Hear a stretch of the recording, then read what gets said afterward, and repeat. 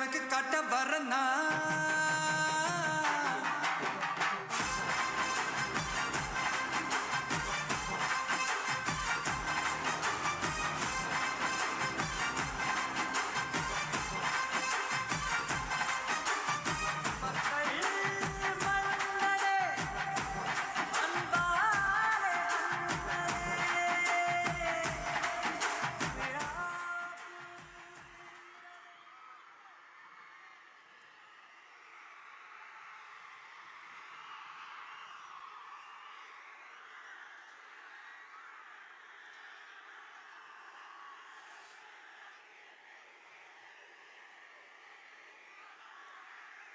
என் நெஞ்சில் குடியிருக்கும்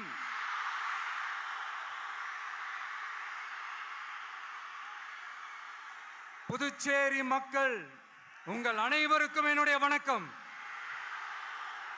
வணக்கம் வணக்கம். எல்லாரும் எப்படி இருக்கீங்க?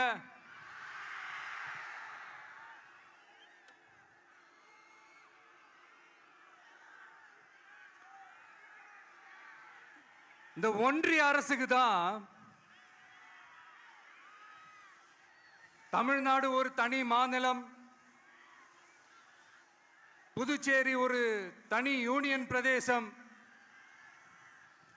அவங்களுக்கு தான் தமிழ்நாடு தனி, புதுச்சேரி தனி, இப்படிலாம் இருப்பாங்க. ஆனா நமக்கெல்லாம் அப்படி கிடையாதுங்க. நாமெல்லாம் வேறு வேறு கிடையாது. நாம் எல்லாரும் ஒண்ணுதான்.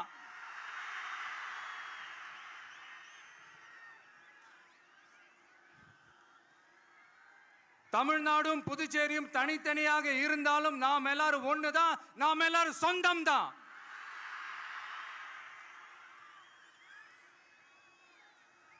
வேற வேற வீட்டுல, வேற வேற ஊர்ல, வேற நாட்டுல, வேற ஸ்டேட்ல இருக்கிறதுனால நாம் எல்லாரும் சொந்தங்கள் இல்லைன்னு ஆயிட முடியுமா?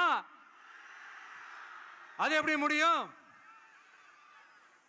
இப்ப பாத்தீங்களா, ஒருத்தருக்கு ஒருத்தர் பார்த்துக்கும் போது அந்த பாச உணர்வு, அதுதாங்க, அது மட்டும்தான். அது இருந்துட்டாலே போதும், வேற எதுவுமே தேவையில்லை.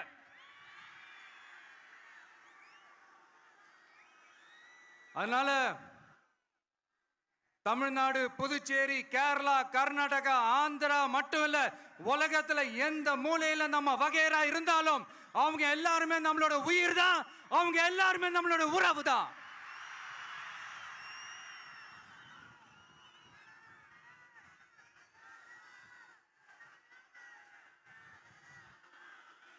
புதுச்சேரினாலே உடனே ஞாபகத்துக்கு வர்றது மணக்குள விநாயகர்,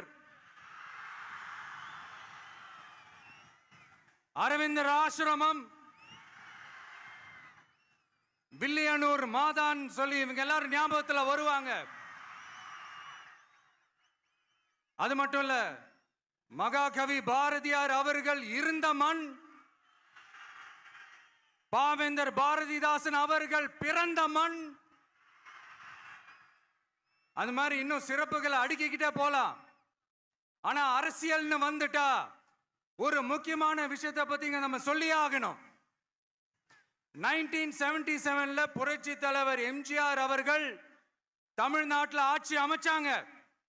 ஆனா அதுக்கு முன்னாடியே 1974லயே இங்க புதுச்சேரியில அவங்களோட ஆட்சி அமைஞ்சது. அதனாலதான் அப்பவே சொன்னாங்க, நமக்காக வந்தவர் எம்ஜிஆர், அவரை தமிழ்நாட்டில் மிஸ் பண்ணிடாதீங்கன்னு நமக்கு அலர்ட் பண்ணதே புதுச்சேரி தான்.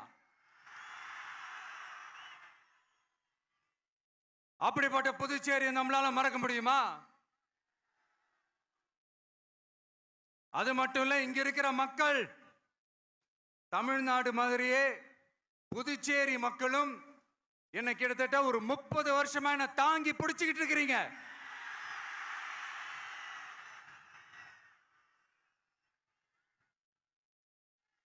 அதனால இந்த விஜய் தமிழ்நாட்டுக்கு மட்டும் தான் குரல் கொடுப்பான்னு நினைக்காதீங்க. அப்படி பண்ணாத தவறு. புதுச்சேரி மக்களுக்கும் சேர்த்து தான் குரல் கொடுப்பான். அது என்னுடைய கடமையும் கூட. அதனாலதான் இங்க நீங்க ஃபேஸ் பண்ற பிரச்சனைகளை பத்தி இன்னைக்கு நான் பேசுறதுக்காக வந்திருக்கிறேன். அது மட்டும் இல்ல, இந்த புதுச்சேரி கவர்மெண்ட்டை பத்தி நாம சொல்லியே ஆகணும். இது டெஃபினட்டா தமிழ்நாட்டில் இருக்கிற மாதிரி நம்ம திமுக கவர்மெண்ட் மாதிரி கிடையவே கிடையாது. ஏன்னா வேற ஒரு அரசியல் கட்சி நடத்துற நிகழ்ச்சியாகவே இருந்தாலும் அந்த நிகழ்ச்சிக்கு தன்னெழுச்சியா வர நம்ம மக்களுக்கு பாதுகாப்பு கொடுத்து பாரபட்சமே காட்டாம இந்த கவர்மெண்ட் நடந்துகிட்டு இருக்கிறாங்க. அப்படிப்பட்ட இந்த புதுச்சேரி கவர்மெண்ட்டுக்கும் நம்ம புதுச்சேரி சிஎம் சார் அவர்களுக்கும் இந்த நேரத்தில் என்னுடைய மனப்பூர்வமான நன்றிகளை தெரிவிச்சுக்கிறேன். இத பார்த்தாவது தமிழ்நாட்டில் இருக்கிற அந்த திமுக கவர்மெண்ட் கத்துக்கிட்டா நல்லா இருக்கும்.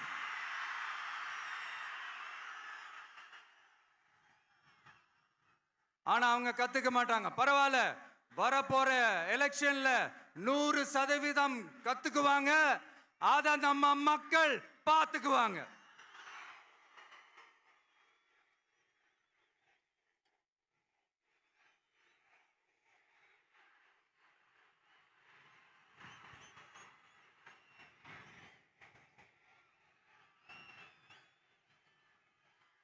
புதுச்சேரியில் இருக்கிற கவர்மெண்டோட கூட்டணி ஆட்சியில் இருந்தாலும் புதுச்சேரிய ஒன்றிய அரசு எதிலையுமே கண்டுக்கல என்றது புதுச்சேரி மக்களான உங்களுக்கு நல்லாவே தெரியும். மாநில அந்தஸ்து கோரிக்கையை மட்டுமா கண்டுக்கல, இங்க வளர்ச்சி ஏற்படவும் துணை நிக்கவே இல்லைன்னு கேள்விப்படுறோம். இந்த புதுச்சேரிக்கு இன்னும் மாநில அந்தஸ்து கொடுக்கல. மாநில அந்தஸ்து வேணும்னு கேட்டு பல முறை சட்டசபையில தீர்மானம் போட்டு ஒன்றிய அரசுக்கு அனுப்பி வச்சுக்கிட்டே இருக்கிறாங்க. இந்த வருஷம் கூட மார்ச் மாசம் 27ஆம் தேதி 2025 அன்னைக்கு ஒரு தீர்மானம் போட்டாங்க. அது மாநில அந்தஸ்து வேணும்னு கேட்டு ஒன்றிய அரசுக்கு அனுப்புற 16வது தீர்மானம். புதுச்சேரி காரைக்கால் பகுதிகளில் மூடப்பட்ட 5 மில்கள், பல்வேறு தொழிற்சாலைகளை மீண்டும் திறக்கிறதுக்கு இதுவரைக்கும் ஒரு துரும்ப கூட கிள்ளி போடல. பல்லாயிரக்கணக்கான இளைஞர்களோட வேலை வாய்ப்புக்காக எதையுமே செய்யல. இங்க ஒரு ஐடி கம்பெனி உருவாகணும்ன்றது எண்ணமே இல்லை. அதை பத்தி யார் பேசினாலும் அது அவங்க காதல விழவே விழல. இங்க ஒரு அமைச்சரை ஊழல் குற்றச்சாட்டுல பதவி விட்டு நீக்கப்பட்டு அந்த இடத்துக்கு இன்னொருத்தரை நியமிச்சு 200 நாள் ஆச்சு. இன்னும் அவருக்கு ஒரு இலாக்காவே தரல. இந்த செயல் சிறுபான்மை மக்களை அவமானப்படுத்துறதுன்னு அந்த மக்களே சொல்றாங்க. புதுச்சேரியோட முக்கிய அங்கமாக இருக்கிற காரைக்கால், மாகே, ஏனாம் பகுதிகளில் எல்லாம் முன்னேற்றமே இல்லைன்னு அந்த பகுதி மக்கள் சொல்லிக்கிட்டே இருக்கிறாங்க. குறிப்பா காவிரியோட கடைமடை பகுதியான காரைக்காலை மொத்தமா கைவிட்ட மாதிரி தான் இருக்குது. இது எல்லாமே முன்னேற்றம் அடையணும். டூரிஸ்ட் பிளேஸ் ஆன புதுச்சேரியில போதுமான அளவு பார்க்கிங் வசதி இல்லை, போதுமான அளவு கழிப்பறை வசதி இல்லை. இதெல்லாமே மேம்படுத்தணும். புதுச்சேரி கடலூர் மார்க்கமான ரயில் திட்டம் வேணும்ங்கிறது நீண்ட கால கோரிக்கை. புதுச்சேரி மக்களுக்கு ஒன்னே ஒண்ணுதான் சொல்லணும், இந்த திமுகவை நம்பாதீங்க. அவங்களுக்கு உங்களை நம்ப வச்சு ஏமாத்துறது தான் அவங்க வேலையே. நான் சொன்ன பல கோரிக்கைகளை எல்லாம் தீர்த்து வைக்கிறதுக்கு நம்ம புதுச்சேரி கவர்மெண்ட்டுக்கும் அதோட மக்கள் திட்டங்களுக்கும் ரொம்ப அக்கறையா உண்மையா துணை நிற்கணும். தமிழ்நாட்டை ஒதுக்குற மாதிரி புதுச்சேரியும் ஒதுக்க கூடாதுன்னு நாங்க கேட்டுக்கிறோம். கிட்டத்தட்ட 20 லட்சம் பேர் வாழ்ற யூனியன் பிரதேசமான புதுச்சேரி மத்திய நிதி குழுவில் இடம்பெறவில்லை. அதனால் மாநிலங்களுக்கான நிதி பகிர்தல் அடிப்படையிலும் யூனியன் பிரதேசங்களுக்கான நிதி பகிர்தல் அடிப்படையிலும் புதுச்சேரிக்கு நிதி ஒதுக்கப்படுவதில்லை. அதனால ஒவ்வொரு ஆண்டும் புதுச்சேரிக்கு தோராயமாகவே மத்திய அரசு நிதியை விடுவிக்கிறது. அந்த நிதியும் அரசு ஊழியர்களின் சம்பளம், ஓய்வூதிய தொகை உள்ளிட்ட திட்ட செலவுகளுக்கே சென்று விடுவதால் மீத தேவைக்கு வெளிச்சந்தையிலும் கடன் பத்திரங்களை கடன் வாங்குகிறது புதுச்சேரி. இந்த நிலைமை மாறணும்னா ஒரே வழி, மாநில அந்தஸ்து நம்ம புதுச்சேரி மக்களோட பல்லாண்டு கால கோரிக்கை. புதுச்சேரிக்கு போதுமான நிதி வரத்து இல்லாததுனால வெளியே கடன் வாங்க வேண்டியதா இருக்கு. புதுச்சேரியோட கடனை குறைச்சு தற்சார்பு பொருளாதாரத்தை வளர்த்தெடுக்க திட்டங்கள் வகுக்கப்பட வேண்டும். மாநில அந்தஸ்து வாங்கினா மட்டும் போதாது இல்லையா, தொழில் வளர்ச்சியும் தேவையாச்சே. புதுச்சேரி தென்னிந்தியாவின் முன்னணி இண்டஸ்ட்ரியல் ஹப்பாக மாற்ற எல்லா முயற்சிகளும் எடுக்க வேண்டும். இந்திய அளவில் ரேஷன் கடைகளே இல்லாத மாநிலம் புதுச்சேரி தான். ஏழை எளிய மக்களுக்கு வாழ்வாதாரமே ரேஷன் கடைகள் தான். மற்ற மாநிலங்கள்ல இருக்கிற மாதிரி இங்கேயும் அரிசி, சர்க்கரை, பருப்பு, கோதுமை, எண்ணெய்னு அனைத்து பொருட்களும் வழங்கும் முறை சீராக்கப்பட வேண்டும். கடைசியா, மீன்பிடிக்க செல்லும் காரைக்கால் மீனவர்களை அடிக்கடி கைது செய்யும் இலங்கை கடற்படை அவர்களின் படகுகளையும் பறிமுதல் செய்து விடுகிறது. அதனால் நீண்ட போராட்டங்களுக்கு பிறகு அவர்கள் விடுவிக்கப்பட்டாலும் படகுகள் கிடைக்காததால் படு மோசமான நிலைக்கு தள்ளப்படுகின்றனர். இந்த நிலை மாற வேண்டும். நான் மறுபடியும் சொல்றேன், இந்த விஜய் புதுச்சேரி மக்களுக்காகவும் எப்பவும் துணை நிற்பான். வரப்போற புதுச்சேரி தேர்தல் களத்துல நம்மளுடைய தமிழக வெற்றி கழகத்தின் கொடி பட்டொளி வீசி பறக்கும். கான்பிடென்டா இருங்க, நல்லதே நடக்கும், வெற்றி நிச்சயம். மீண்டும் சந்திக்கும் வரை நன்றி, வணக்கம். மக்கள் எங்க உரிமையின் காவல்.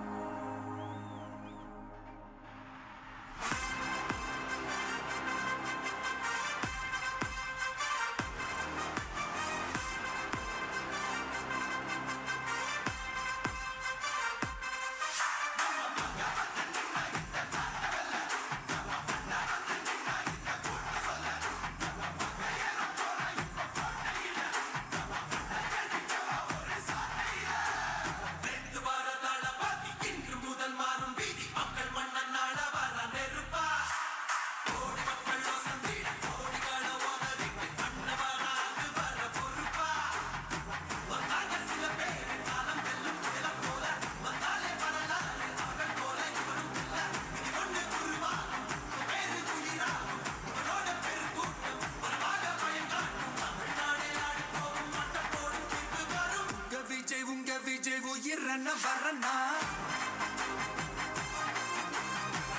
விஜய் உங்க விஜய் எளியவன் குரல்னா, விஜய் உங்க விஜய் தனியாள் இல்ல கடல்னா, விஜய் உங்க விஜய் எளியவன் குரல்னா, விஜய் உங்க விஜய் தனியாள் இல்ல கடல்னா. மக்கள் தானே மன்னர்களை உனக்கு காட்ட வரனா.